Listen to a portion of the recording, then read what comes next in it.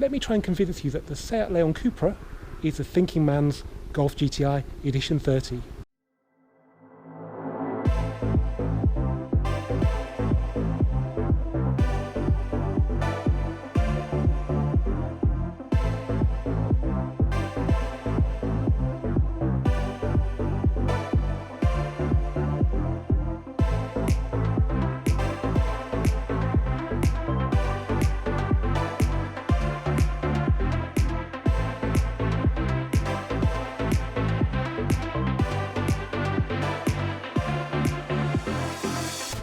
Hello guys, and welcome to this Volks Wizard video. Now, as you probably know, I'm a big fan of the Mark 5 Golf GTI, particularly the Edition 30. I ran one as a project car for a couple of years till I sold it earlier this year, and I thought it was one of the best GTIs they've ever made. There is one slight problem with that car, and that's they're worth quite a lot of money now. They've gone up a bit over the last 1 to 2 years, and you can actually pay up to £15,000 for a good one. So I thought it was time to start looking for an alternative, something that's a little bit cheaper, a bit more affordable, that leaves you a bit of money for making it perfect or tuning it or doing track days. And I think I found the perfect car, one that I probably should have thought of many years ago, the Seat Leon Cupra. Now, this was out for a few years, from about 2007, and it's very similar to the Edition 30 in that it's got the same 2.0 T FSI engine. It actually got a bit more power, but the best bit is it's about 2/3 of the price, like for like, and for a car that's basically the same, that's too good to ignore. So without any further ado, let me try and convince you that the Seat Leon Cupra is a thinking man's Golf GTI Edition 30.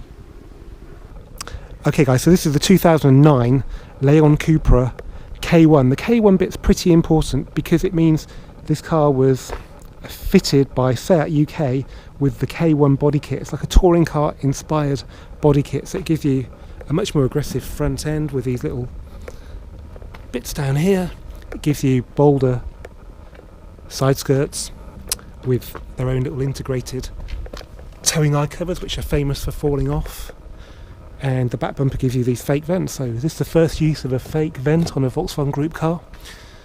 And I think this spoiler is part of the kit as well. So it definitely gives the car, which is quite plain in its normal clothes, quite a nice bit of attitude. And it gives you the touring car look that they were trying to do, because this car competed in the British Touring Car Championship for a good few years with people like Rob Huff and Jason Plato, and it did quite well. Now, this car's yellow, which is a very Spanish colour. It's like the signature colour for the Cupra brand. When they brought hot Leons to the UK in 2000, a lot of the press cars were yellow, and it's kind of stuck with the brand ever since. It looks pretty cool as well, just needs a few stickers and it would look just like one of the racing cars. Let's have a look inside. So Edition 30 gets part leather, but in here we've got cloth, but we've got some really nice bucket seats that are much more sort of racy than the ones that you get in the Edition 30, which are actually, I think, pretty standard seats. And they've even got little holes there, although I'm not sure that'd be much use for a harness, but it looks pretty cool. I think they've got hard backs as well. Little trademark of this model Leon is a hidden door handle there. I think that's the Walter de Silva thing, the designer. He designed the Alfa Romeo 156, I think, which had a similar feature. So yeah, hard back, so pretty cool. Loads of room in the back on this sort of Mark 5 Golf platform. I think these are standard as well, lovely stainless sill covers. Okay, interior quality isn't brilliant. There is something slightly cheap about this, but having been in a Hyundai i30N recently, do you know what? It's not an awful lot better than this. You get this gear knob as well, and this car's got aftermarket nav. It's a genuine VW part, and it does liven the dash up a bit, but yeah, it's not standard or not period for this year, I think. You even get a Cupra branded book pack. Look at that. You can't even get that on a Golf GTI Club Sport, you know, or yeah. They did make a real effort with this car. I'm not so sure about this centre armrest. I think this might be an aftermarket part, but there you go. It doesn't really go with the outside colour. As you'd expect, the boot is pretty big. It's just Golf. It's got quite a high load lip, to be fair, but then again, it's got quite a low floor. It's a two-wheel drive car, and you get a space saver, which is a nice touch. So yeah, you haven't lost any boot floor with four-wheel drive like you would do on the Mark 5 Golf R32 or the Mark 6 Golf R.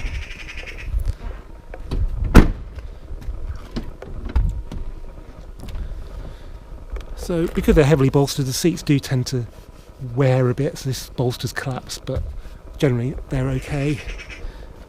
Set quality of build is usually no less than anywhere else. It's just the quality of the components, which is where they save money. We've got a multifunction steering wheel. I'll just shut the door. We have got a rev counter in the middle and a speedo there. These fuel and temperature gauges are kept in black, so yeah, you can focus on this when you're driving. We do have climate control, which is a nice touch. Chrome little tips to the air vents do help, but overall, yeah, it's definitely not as good as the Mark 5 Golf, and that wasn't that brilliant. We've got a traditional handbrake still because it's the age of car. In this car we've got folding mirrors, traction control off, and tyre pressure monitoring, aux in, so you know, it's not too bad. There's no Bluetooth I think in this car, which is a shame because it gives you a degree of infotainment. Then you could play music through the media option, but if you press phone, yeah, it just mutes. Let me turn that down a bit, or off even. Driving position though is great, a typical sort of Mark 5 Golf. It's nice. It is a bit weird having this bit here, and the pillars are quite thick, the windscreen's quite flat and quite raked. Yeah, there's something funny about the position of the mirror as well. It's quite low and it's quite, I mean, you look at it, because of the rake of the windscreen, the mirror is actually above the gear knob, which I think is quite unusual. But yeah, they gave the Seat a distinct look, and things like that are going to be in different places because it doesn't look anything like a Golf. Well, maybe under the bonnet it does. Let's have a look. Interestingly, we have the bonnet release on the correct side for the UK. I think they dropped that on the next model. But we still have no telescopic struts. We have to put a stay out to hold it up, which is just there. So there we have the tried and tested 2-litre TFSI engine. As I've said before in videos, this engine was a mainstay of the Volkswagen's motorsport programme for many, many years in its various formats. So this is actually BWJ, the engine code. I think CDL, which is slightly later, was the one that the motorsport people have used in the Scirocco Cup and the Edition 35 racing cars in Poland. So it's really tough and just loves to be tuned. 6-speed manual gearbox.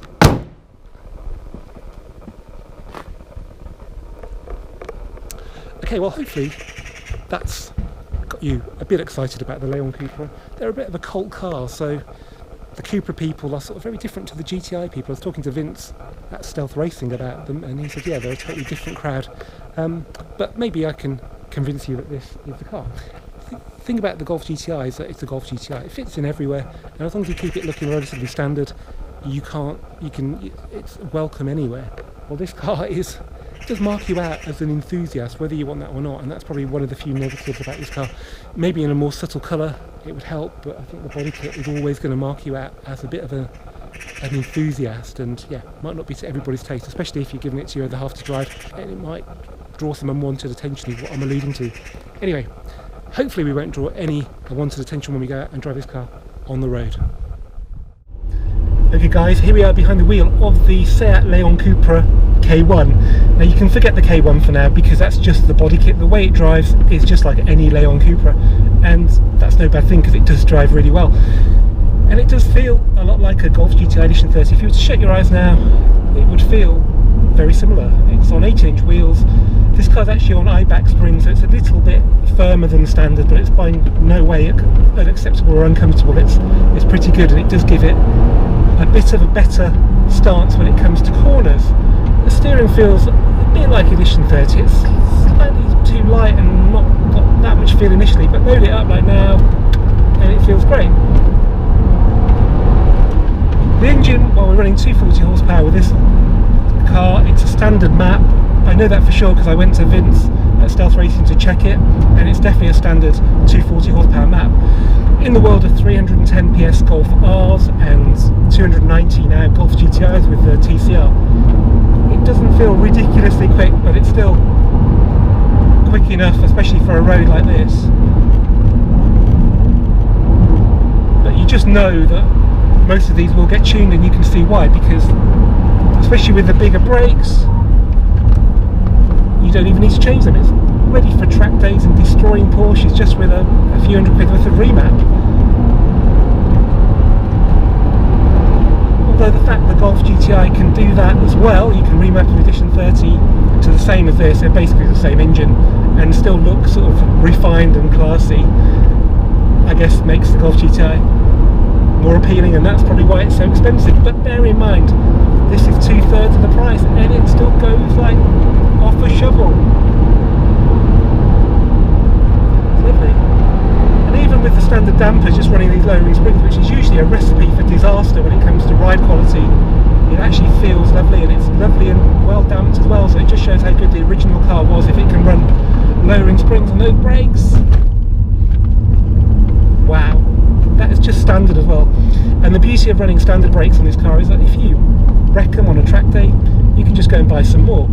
This car is at the point where brakes are still quite cheap. When you start to go beyond this into like Audi RS models, they're very expensive. They're also quite heavy, those cars, so they do tend to go through them.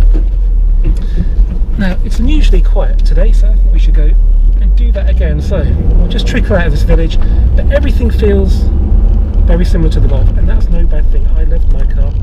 I don't particularly like this gear knob. The steering wheel, if you don't look at it, is alright. It feels like the Golf one. It's not thicker, it's got these funny bits where you put your thumbs, but it's okay. I still do not like this mirror thing here. It feels like you've got a sun visor down, which obstructs your view, and you can't push it out of the way. That's probably why there's no sun visor or none of that black sort of thing there to block the sun. You don't need to, the mirror's in the way. But when you put your foot down, you forget all that. So it loves to rev. Oh, that was nice. And bearing in mind, this car is running the standard map. That's 240, you can get 300, no problem.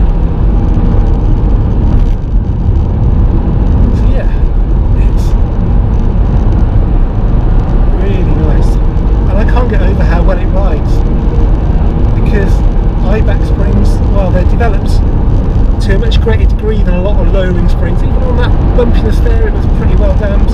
Let's keep it in fourth here.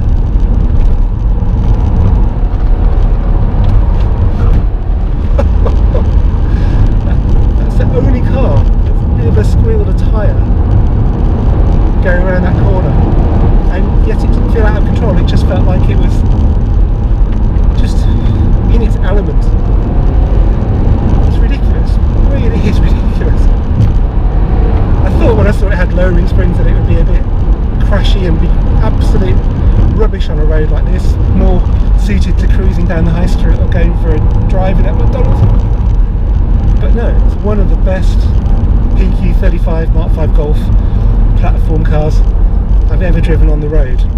And for 2/3 of the price of the Edition 30, I think that makes it a bit of a bargain.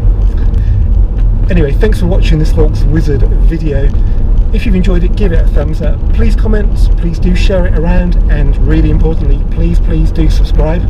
And I'll see you for the next one really soon.